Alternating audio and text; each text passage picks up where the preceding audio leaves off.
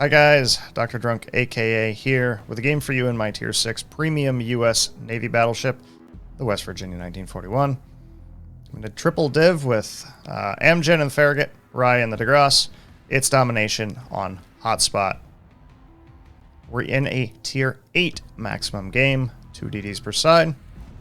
And as you can see here, from the upgrades, we're running the Artillery Plotting Room Mod 1, and we're also running Fire Prevention and Damage Control.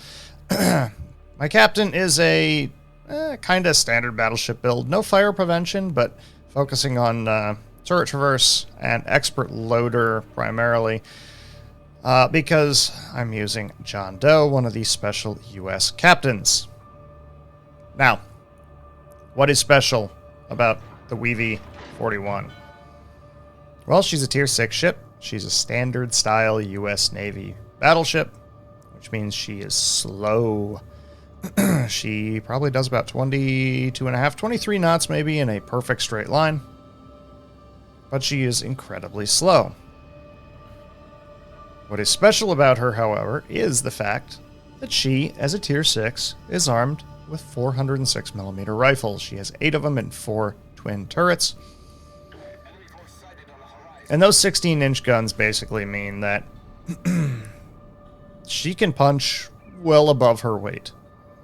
The WV-41 is a really, really good ship to be up-tiered in. Now, I know most people bitch and moan, I got up-tiered. That's not fair. I got up-tiered. Well, if you think about this ship with 406mm guns can overmatch pretty much anything at its tier. There's not much that can really stand up to that heavy broadside at Tier 6, and let's be honest, guys, Tier 8, most of your ships at Tier 8 have 406s as well. So you have on-par punching power with most Tier 8 battleships. And with the Artillery Plotting Room mod, you actually have pretty decent range. It's about 18.2, I believe. I think it's around 18.2 or 18.6. And with a spotter plane, you can reach out and touch somebody from a long way away. So this ship does up tier very well, except for the poor speed. Pretty much anything else at Tier 6, 7, and 8, with the exception of maybe the New Mexico and the Colorado, is going to outrun you. So you're not going to get away from anything. You do have to play this ship somewhat at range. But if you look at the minimap, I'm looking at the minimap as I'm playing this, and I'm saying, all right, we got 2 DDs going to A. That looks like they should win that side. Right now it's 6v4 on that side. They should absolutely be able to win that side and push straight through C and D. Meanwhile, we have top tier battleship on this side.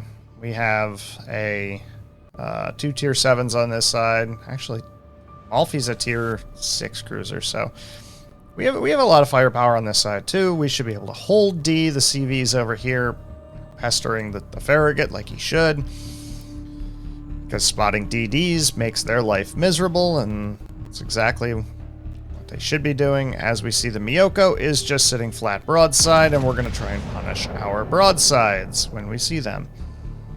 You'll also see the other nice thing about the WV-41, that dispersion is pretty decent.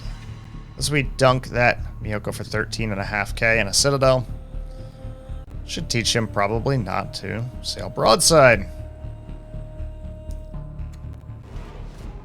Now, I'm commenting that we don't have spotting for the Farragut. Our Scharnhorst, for some bizarre reason, decides he's going to hold a gamer turn in front of what appears to be 5 or 6 enemy ships. So that's his days are going to be fairly numbered. Enemy CV's complaining about AA hacks, which is comical, because yes, always AA, broken AA is definitely a hack. We'll snap off a couple shots at the Farragut, but in this case I'm thinking, Jesus, we don't have anything to really spot in front of me. I have no idea what's in front of me. The Scharnhorst is going to die soon. I really don't want to I don't want to be the focus of all of this fire, because there is a Miyoko, there's a Scharnhorst, there's a Sinop, there's a DeGrasse, there's a New Mexico, there's a lot of things over there that can basically wreck me. So I'm going to play a little bit at range, and yes, I might not get the best dispersion at range, but I'm just going to keep plugging away. Scharnhorst takes a few shots at me, but 11-inch guns. Lol. I don't really care, to be perfectly honest, because they're 11-inch guns. New Mexico appears to be stopping, so guns are loaded. It's not a great angle. He's, 35 degrees. But we might as well take the shot anyway. And we're rewarded with 16,000 damage by just plunging fire right into his deck. At this point, we see this Cleveland kind of pushing right up the middle here. Our A side is completely out of position on the 1-2 line. And there's not a lot we can do with this. Now, Clevelands are notoriously hard to citadel. They're very maneuverable. And he's basically at the extent of my gun range. So chances of me actually clapping this guy are slim to none. He does turn out. New Mexico's 14-inch guns. I laugh at those because haha. Good job. And now I'm just basically looking for targets. I'm looking for broadsides. I'm looking at the minimap. I'm trying to see what is broadside. I'm angled up well against those two Tier 7 battleships, the Sinop with its 16-inch guns, and the Scharnhorst with its 11s. And I'm looking for cruisers. I want to take cruisers out of the game because cruisers do damage to battleships, and I don't like being damaged. I'm greedy like that. I like to keep my hit point pool as intact as I can because I may need it later. And that's exactly what I mean. 4 shells come in, and that's the damage resulting, and he's just chunking me down, so I kind of want this guy to die. Presuming that he's going to continue his turn because he'll be behind the island, and he does not continue his turn. He turns out. Thank you, CV, for forcing that turn out. I don't know what our Amalfi is doing here. It's really not how you play Italian cruisers, but I guess whatever works for you. Ryujo takes the DeGrasse out of the game, which is very helpful, but look at the minimap. The Scharnhorst is kind of angling in. He's going to push towards D to crossfire our Scharnhorst. Our Akazuki dies to the Atlanta. That's unfortunate. And there's also a Sinop. Now, I'm thinking... Well, I'm thinking this. I'm thinking if that Sinop and that Scharnhorst decide to push up the outside of the islands, number 1, our Amalfi will die.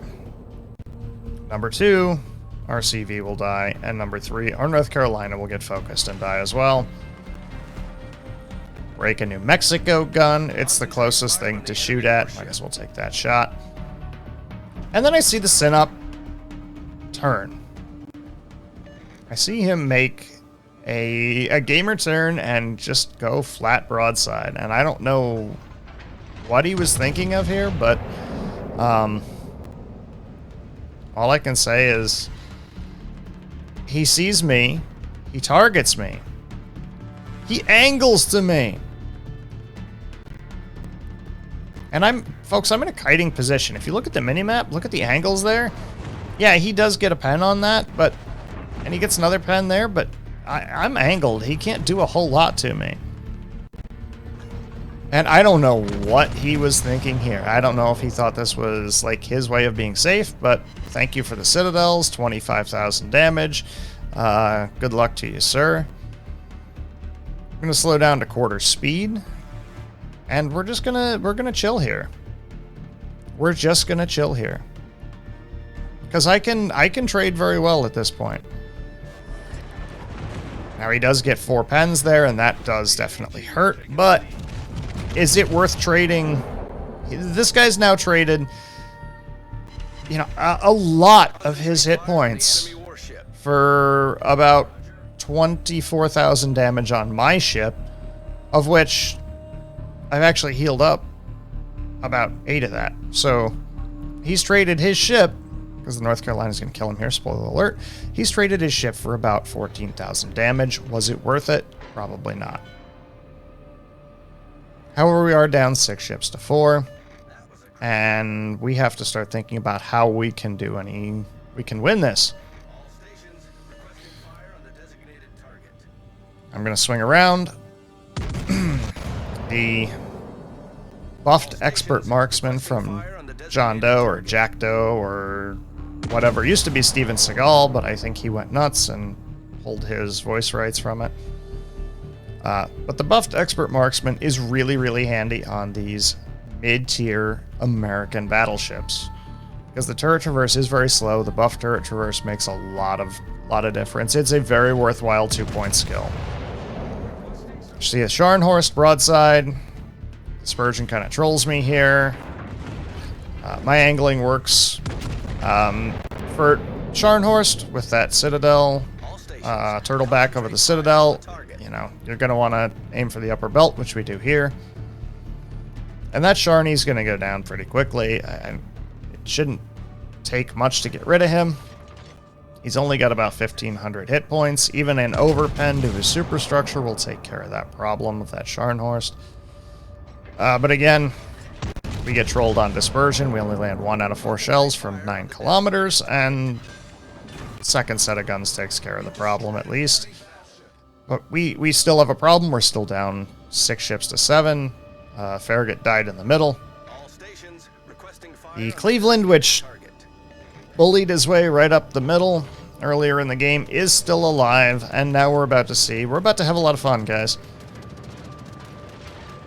This is a tier 6 German carrier. It's the Vesser, so it's relatively speedy.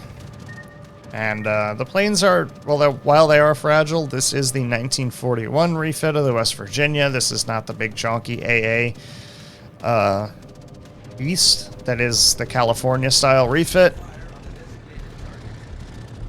We set our priority sectors and all that kind of stuff, and spoiler alert, it's really not going to matter. We're down 760 to 375 points, so we're down about down 2 to 1 on points. The New Mex is firing HE, which that kind of sucks. Seeing what's going on between the North Carolina, the Atlanta, the Ashitaka, the Cleveland, guys, there's no way our team should lose that trade over there. You've got a tier 7 and a tier 8 battleship versus a tier 8 cruiser and a tier 7 cruiser. Both of which are essentially made out of tissue paper. The Atlanta in particular is made out of tissue paper. There's no reason that they should lose this trade. Thank you for the fire, New Mexico. Didn't really need that. Here comes the CV. And now we can only pray that RNG is with us today. And of course he is. That bomb lands on top of the turret. But I'm thinking I have to get rid of this New Mex. I have to contest D. Our CV would do well to get rid of the Atlanta. The Ashitaka and the Ashitaka and the CV can get rid of the Atlanta. If Rye can kill off the Uland, I can basically stop the cap here at D, take this cap potentially, kill the New Mexico. We could potentially spot out the CV and kill him, and then we could just kill the Queen Elizabeth. Amgen in chat is telling me that the QE is on pretty low health, so we should be able to take care of that if we can spot him. Atlanta's only on 1,000 hit points. One would think that this should be a no-brainer, but spoiler alert here. The Ashitaka does kill the Atlanta, folks. But the Uland manages to die to... Or the Ashitaka manages to die to the Uland and the Atlanta. I don't know for the life of me how.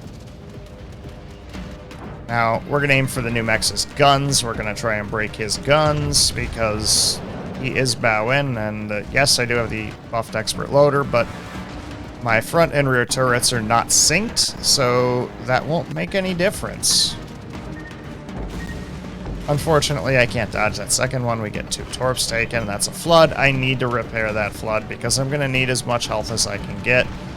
North Carolina, while he's way out of position next to the CV, he does manage to help out there. And that's fine. He does chunk the new mechs. I would have killed the new mechs anyway on a drive-by, but I guess good for him. Now this is the point where a couple of things need to happen for us to win.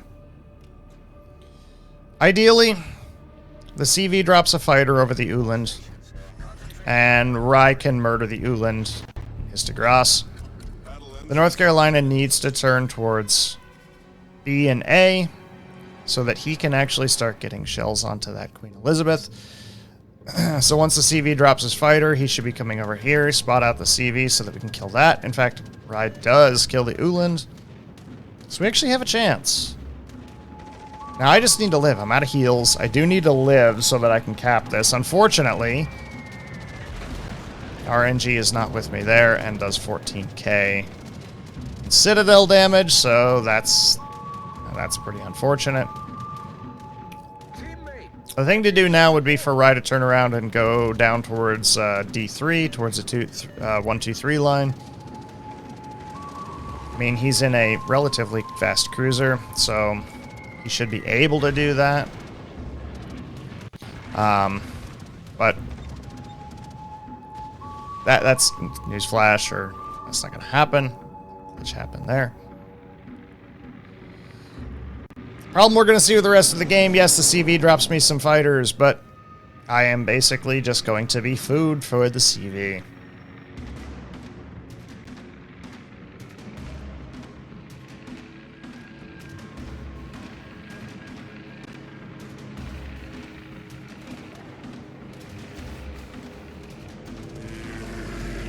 And unfortunately, the biggest problem that we're going to see is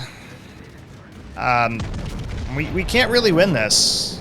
You know, I'm going to get the cap at D here, but we're not going to be able to win this simply because they have too many points, and they still have points coming in. Now, if they didn't have points coming in, if the CV... Granted, the CV did a great job of spotting for me, and that's great. But the CV kind of has to go spot the Queen Elizabeth as well. And there is definitely a point where we know that that has to happen. CV, of course, gets a flood, because why not? And we are going to get a little retribution here for this. We're going to get our retribution on the CV here with our final parting salvo. We have 392 points of health left, and he does not.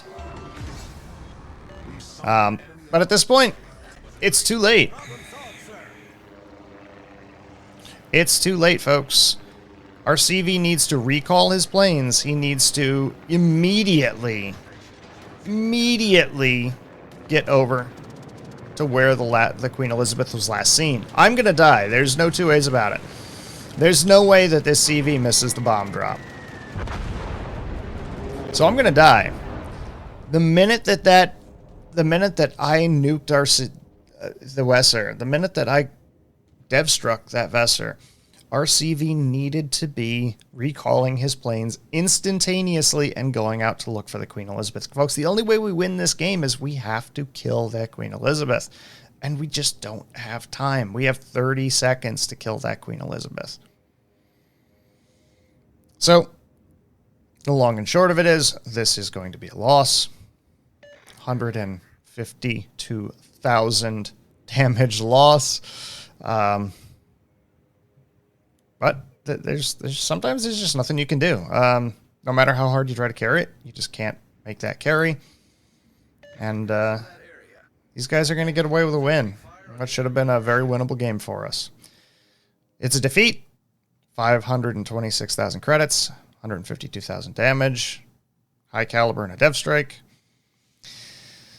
And that's in a tier 6 and a tier 8 game. It's good enough for 1,545 base XP, which is third overall compared to both teams. And it's, it's just one of those things you can't do. Guys, we do play all of these live on our Twitch stream, twitch.tv/DrDrunkAKA. Stop by, drop a follow at the channel, and make a subscription follow here. That's going to help the channel out quite a bit. Bar is closing, guys. It is last call. You do not have to go home, but you can't stay here. See ya.